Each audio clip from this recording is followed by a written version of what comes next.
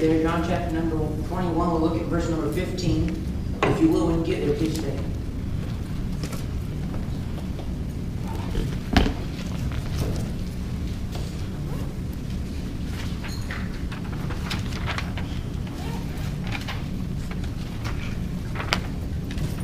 We'll start here in verse number 15. It says, So when they had dined, Jesus said to Simon Peter, Simon, son of Jonas, lovest thou me more than these? He saith unto him, Yea, Lord, thou knowest that I love thee. He saith unto him, Feed my lambs.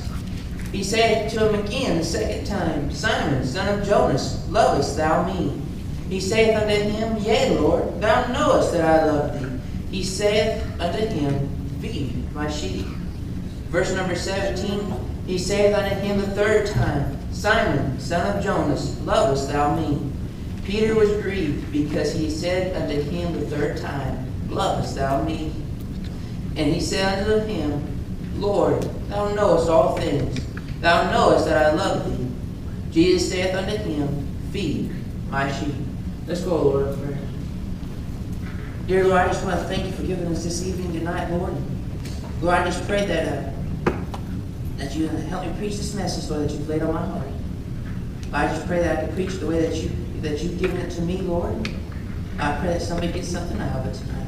I pray all these things in Jesus' name. Amen. Amen. Just a little bit of background on this passage. Peter and the disciples, they were out fishing. Jesus had already been crucified and raised from the grave. But the disciples, they went out fishing. They had fished all night long. They hadn't caught nothing. And Jesus was out there on the bank. And he told them to cast on the other side of the ship. So they cast on the other side of the ship, and they caught a great multitude of fish. And they brought to land. And once they noticed that they caught that great amount of fish, they noticed it was Jesus that was on the bank. And we see that at this time, they came up to shore. Peter and the other disciples, Peter had jumped out of the ship and swam to shore. And we see that they came up there in the verses before, and Jesus had a little fire going, and he was cooking fish for them. They sat down and had this meal, and then Jesus asked Simon something. He asked Simon, Do you love me? You know, Simon Peter was the same one that had denied Christ 3 times. And Jesus is sitting here. I could imagine everybody was around the campfire as they were eating and listening to this conversation. And do you notice how grieved Peter gets? And he asked him 3 times.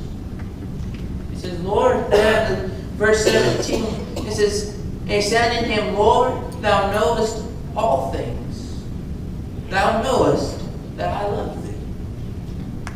You know, I want to preach a sermon tonight. We say that we love God. We say that we want to serve God with our whole entire lives. We say that we want to be God's right-hand man. We want to be the one that God calls on to do His work. But did you notice what Christ asked him to do? First of all, feed my lambs. Second of all, he asked him, feed my sheep. Amen. Third of all, feed my sheep. You know, we say that we love Christ, but do we love His sheep? And you know, we're always wondering who is the sheep that Jesus is talking about. Well, in the book of Matthew, chapter number 9, and verse 36, we find here that Jesus was in Galilee. He was healing, and He was healing the blind, the sick, those with palsy. And in verse 35, here in verse 36 of Matthew chapter number 9, we find He pauses for a minute. It says, But when He saw the multitudes, He was moved with compassion on them, because they fainted and were scattered abroad as sheep having no shepherd. So who is the sheep? Everybody. Amen. Everybody's a sheep. You say, well, how do you see it? They're wandering around without a shepherd. Well, if you look at verse number 35 in Matthew chapter number 9, he had been healing people. And then he looks at the multitudes. You know, the people that he had been healing were in that multitude. Sure. They were part of that group. They were there. You know, those that were healed, they believed that he was Jesus Christ. They believed that he was the Son of God. There were some people there trying to figure out who he was, what he was doing. Some thought he was just a great teacher. Some thought he was a wonderful speaker. Some of them had nothing else to do. They were just there. Sounds like a church service, don't it? Yeah. Amen. But we see here that he stops and he looks at them. He says, they have no shepherd. They're sheep as scattered as with no shepherd. You know, you can be either two kinds of sheep. One that's saved and is part of God's flock, or one that is lost and can be devoured by a lion whenever that lion chooses. You know, Satan there, he's that roaring lion. He's walking about seeking whom he may devour. And if you're a lost sheep out there, you're already devoured. But you know, Amen. you don't have to stay that way. You don't have to stay as that lost Right. sheep. Amen. You can become a saved sheep and come into the safety of the flock, come into the safety under the shepherd. Amen. Right. Amen. But you know, a lot of people say, well, this is just talking to preachers to go out and feed the sheep. No. It is the preacher's job to make sure that the sheep are being taught the truth. Right. Being taught that what is right. Being taught what is God's way. Amen. Amen. But you know, they have a flock. Sheep follow sheep. Yeah. Amen. And they do. Yes. Right. You ever seen a flock? Flock of sheep or even a flock of goats, Brother Steve? There's normally one the one leader of the group. And if the shepherd has that leader next to him, the others follow right behind. Right. Amen. The other ones are right there. Right. Up there in the mountains, they got bells on them. The one with the bell, that's the leader. The other sheep listen for that bell. Wherever that goat is with the bell, that's where the shepherd's at. So they know where safety's at. Well, you know, sheep get sheep. And it's our job, it's everyone's job to go and get the lost sheep. Yeah. Amen. It's everybody's job. Jesus didn't say, here, Simon, because thou art a disciple and thou art an apostle, you go and feed the sheep. He just simply said, feed my lambs. He just simply said, feed my sheep. Now I want us to look tonight. I want us to look tonight on how we can feed his sheep. How we can feed his sheep. Take your Bibles. Turn over to the book of Luke. One gospel book back. Chapter number 14. Luke chapter number 14. Let's look at verse number 21. I'm not reading it all tonight, but this is a portion of the parable of the Great Supper, where God had sent, where the Lord of the house had sent out the servant to go and beckon the people to the wedding supper, and they had made excuses. And we find here in verse number 21, the servant. So that servant came and shewed his Lord these things. Then the master of the house, being angry, said to his servant, go out quickly into the streets and the lanes of the city, and bring hither the poor, and the maimed, and the halt, and the blind. And the servant said, Lord, it is done as thou hast commanded, and yet there is room. Verse number 23, and the Lord said unto the servant, go out into the highways and the hedges, and compel them to come in, that my house may be filled. Amen. You see here that those men had denied the supper, the wedding supper. And so, you notice who they went to get. They went to get the elite people, right, in town. No. No, they didn't go and get the elite people. They went to get the people that were willing to accept. Amen. They went to get the people that were willing to accept. Do you see this list? The poor and the maimed and the halt and the blind. They're the ones that society didn't want nothing to do with. Right. They're the ones that society said they're useless to us. They're the ones that society says they're no good. Yeah. Let me tell you, you ever seen a drunkard get saved? They turn. Amen. They Amen. turn from their sin. Amen. You ever seen Amen. a drug addict get saved? Right. They turn from their sin. Amen. Right. You ever see a sinner get saved? Amen. They turn from their sin. Amen. Amen. You know, we always list those vile, wicked sins. The Bible says all have sinned and come short. Amen. of the glory of Right. God. Amen. You know, so how do we feed? How do we feed the sheep? First of all, by telling them the gospel. Amen. By telling them the gospel. That's how we feed the sheep. You know, the Bible here says to go and compel them to come. Compel them to come. I think of that as by using any means necessary to get them to church. Amen. Why did we get the buses? Right. We took away an excuse. Yeah. We took away an excuse. Amen. I don't have gas money. I don't have a working vehicle. Oh, I don't have time to drive that far. That's too far away. Yeah. You know, we took away those excuses. Right. You know, we need to compel them. We need to compel them to come. We compel in other aspects of life. Amen. Now, I know this might sound funny, but I compel every day when I'm at work. I really do. I have signs that I print and hang up along my meat case to get people to say, hey, that's a good deal. I want to buy that. Right. I really do. Now, I want you to think about some of these compelling things that I do at work. I have a sign. We got a sale going on right now. Now, I'm not promoting my sale.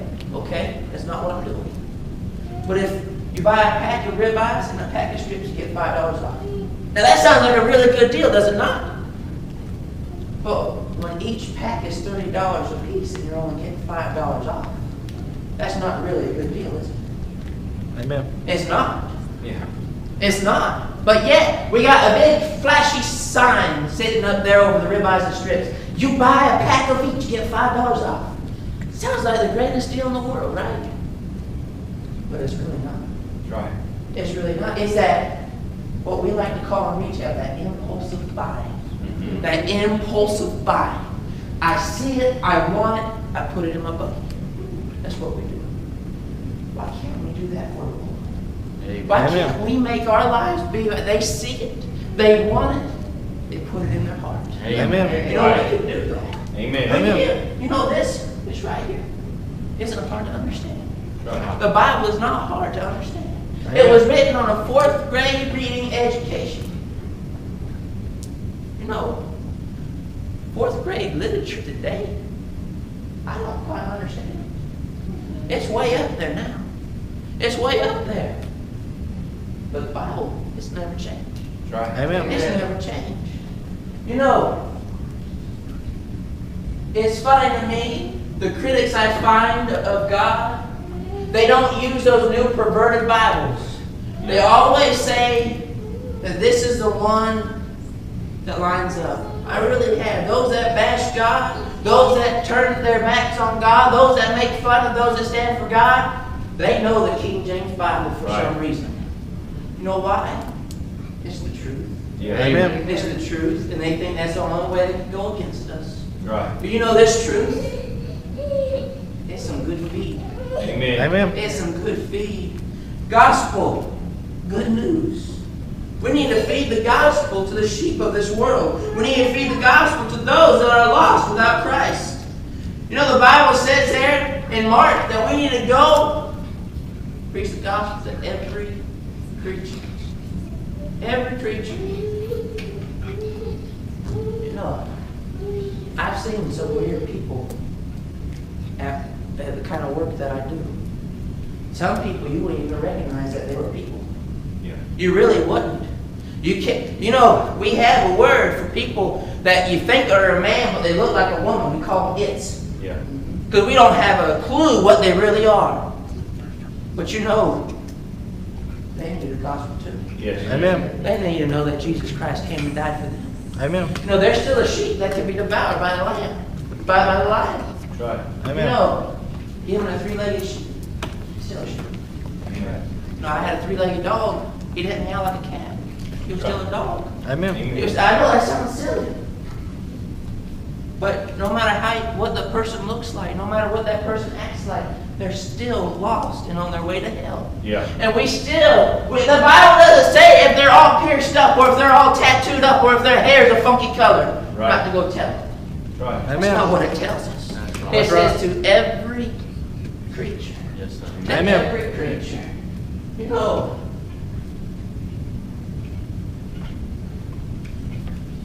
I was talking to a friend of mine at work. He's a professing Christian.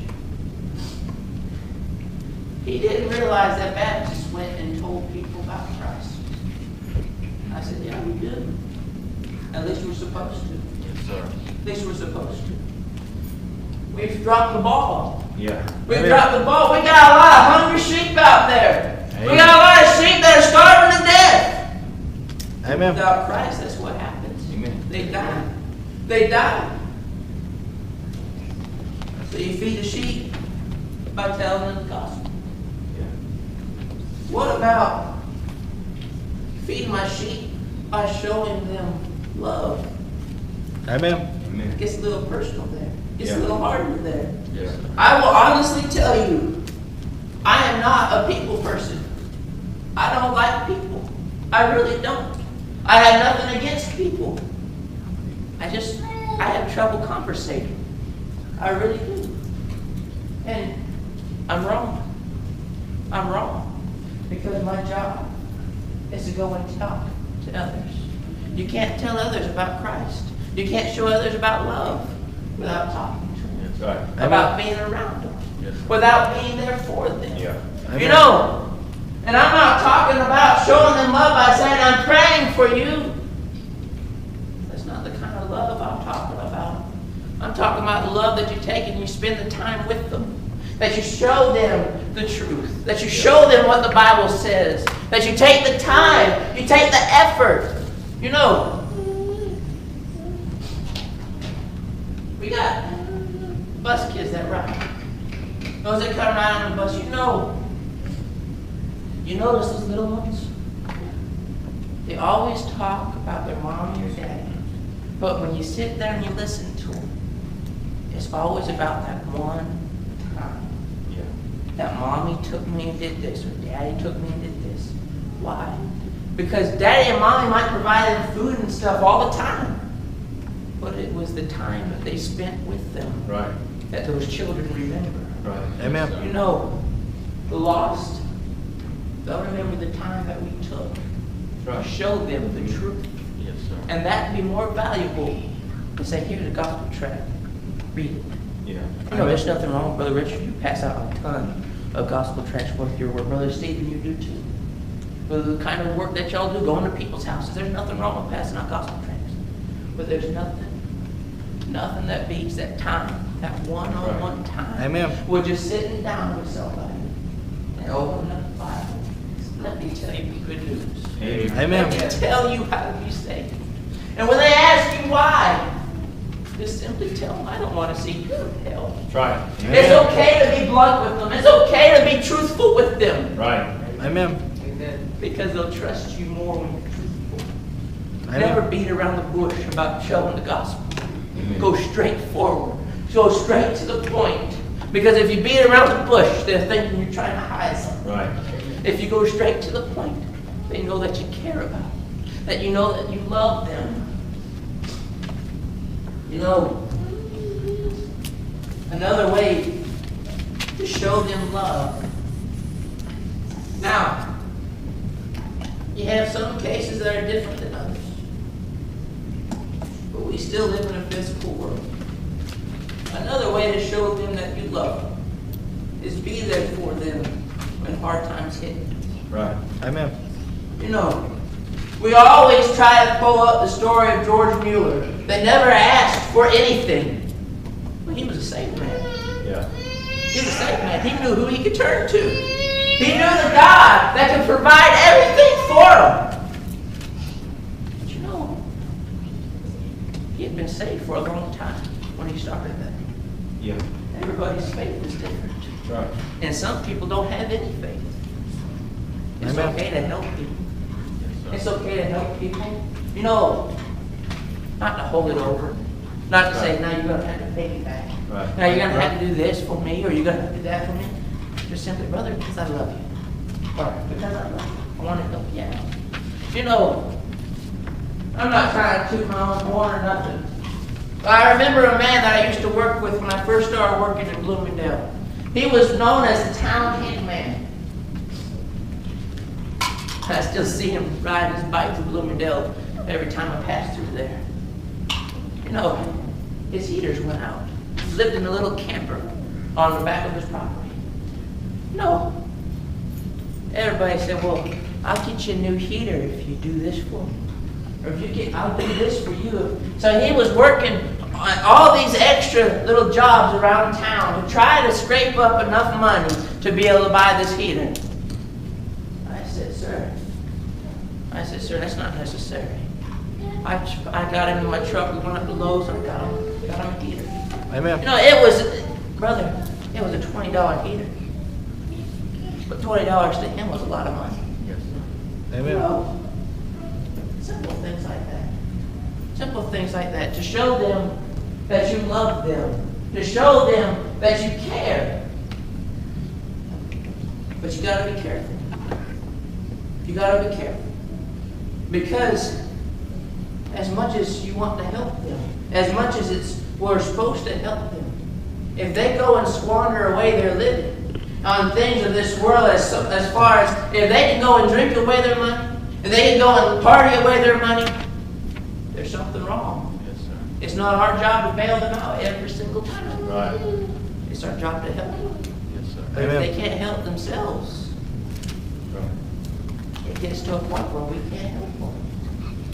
But last of all, I want to see something. So far we see that we feed the sheep by preaching the gospel to them. We feed the sheep by loving them. But last of all, we feed the sheep by being faithful. Yes, sir. You Amen. say, Brother Jonathan, how does me being faithful feed the sheep? Yes, sir. They're watching you. Amen. Amen. They're watching you. You know, as much as it is okay to go straight forward with them and not beat around the bush by telling them about the gospel, you shouldn't have nothing in your life to hide. Right. Yes, Amen. You shouldn't have nothing in your life that's behind closed doors. Everything in your life should line up with that Bible. Everything. Amen. You know, Brother Wayne Fair, a missionary in Papua New Guinea. What was it, Dad? 9 years? 9 long years. The only people in the mission that he had started there was his family. 9 years. But yet he was faithful there. He was a white man in the bush of Papua New Guinea. He was the oddball, if you would, of those Yeah. people. Yeah. He was the weird one. They were trying to figure out, what's this white man doing in our country? Yeah. You know, that's what the world does to us. Yes, sir. What's this saved man doing in my area? Yeah. What's this saved man doing in my town? You know, 9 years before he saw the first soul be saved. Yeah. And you know, he was faithful when there was nothing to show for it. Amen. But yet, one got saved. And then another got saved. And they've made that first area that they were at for 9 years into a mission hub. Yeah.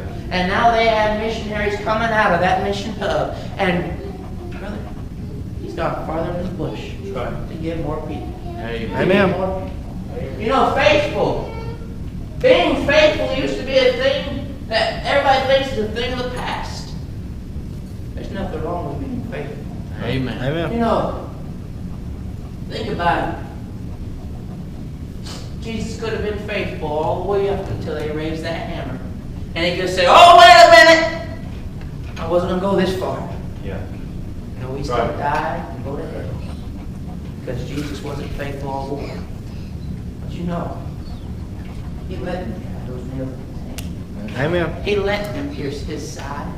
He let them raise that cross. He was faithful all the way to the end. Amen. Amen. Brother Stephen, I haven't seen nobody chasing after me with a cross and nails to hang me up. That's right. I ain't seen nobody chasing after me with a noose rope. Yeah. I ain't seen it. I don't see nobody running me out of town. Amen. Why can't we be faithful? All right. Amen. Why can't we be faithful? You read about the first martyrs. They were faithful all the way to the end. Yeah. You know, every disciple died. Yeah. John was the only one that didn't die. He was boiling oil. Now that's pretty. You gotta be pretty faithful to be boiling oil too, you know. Yeah. Amen. You know, that's painful. Amen. They're eaten by lions. They're torn apart by wild dogs. They're lit for torches in the emperor's garden. No, they were faithful. Yeah. Amen. They were faithful. All we have is a smart-mouthed kid in the corner making fun of us. Yeah. That's all we have that's persecuting us here in America right now. You know, I always know the smart-mouthed kid is the kid that needs the most attention. Yeah. The one that hurts the Amen. most. The one that needs the most love. Amen. You know, that smart-mouthed kid just needs to be shown the gospel. Amen. He needs to be fed just like any other sheep. He needs to be shown that he's loved like any other sheep. Yeah. And he needs to know that we're faithful to him, just like we're faithful to any other sheep. Amen. You know, we see here that Jesus asked him, Simon, turn back over there to John chapter number 21. We see here that he says, Simon, son of Jonas, lovest thou me more than these? You know, what if he was to replace Simon with your name? Could you say, as Peter said here in verse number 17, Lord, thou knowest all things, thou knowest that I love thee. Could you be able to say that with a clear heart? Because you know the Lord knows everything. Right. He knows all Amen. things. Amen. But would you be able to say that clearly? Would you be able to say that truthfully? That, Lord, thou knowest all things. Thou knowest that I love thee. Would you be able to say that? Are you tending to the sheep? Are you loving the lost? He loved us when we were unlovable. He loved us when we were lost. He loved us. That's why he came. That's why he came to die. Last I checked, I'm not even a Jew. Yeah. I don't have any Jew in me. Last time I checked. I'm a Gentile. I'm a dog to the Jewish people. And if you start looking around, you probably don't have Jew in you either. Right. He came to the world to die for everybody. Amen. Not just the Jewish people. He came for us all. That we can all be saved. So why do we stereotype what sheep gets fed Right. and which one don't? Amen. Why do we stereotype that we're going to go to this neighborhood versus this neighborhood? Right. We're going to run the buses this way versus that way. Who are we to say who can and can't be saved? Amen. No, all sheep are important. Jesus taught a parable. He had 100 sheep.